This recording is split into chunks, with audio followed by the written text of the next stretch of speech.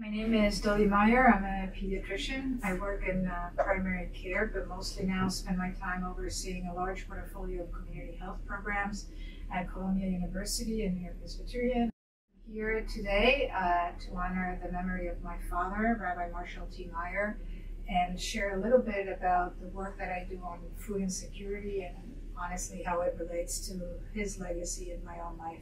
I was born, raised, and went to medical school in Buenos Aires, Argentina.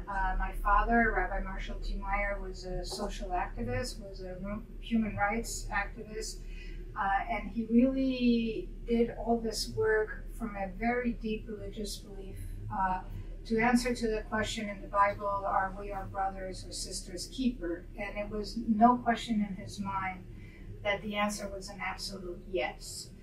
I always say I breastfed social justice, and there was no question in my mind that whatever I did with my life, social justice had to be included in my work. I didn't do it through human rights and through the politics of government, but I decided that I was going to do it through health. When I came here to do my training, it was obvious that I wanted to work with a Latino population, Spanish being my first language, and really, as I said, in working in primary care, felt very frustrated that we were only touching the tip of the iceberg, and I needed to go to the root causes of the diseases that I was seeing in practice. And the root causes were in the socioeconomic environment that these children were living.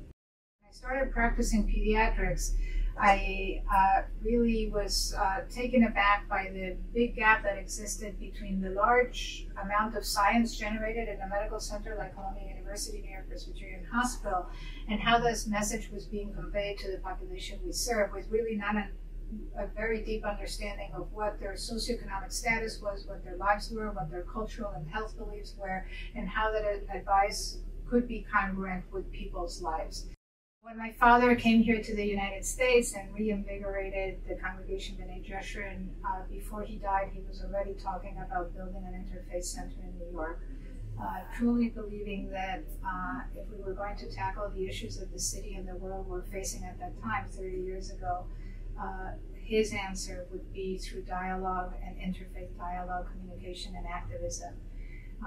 If you would only know what we're going through today, being able to be part of the Interfaith Center of New York conference through this video, it really brings me to tears to know that some people here are willing and committed to talk across faith to try to make this world a better place.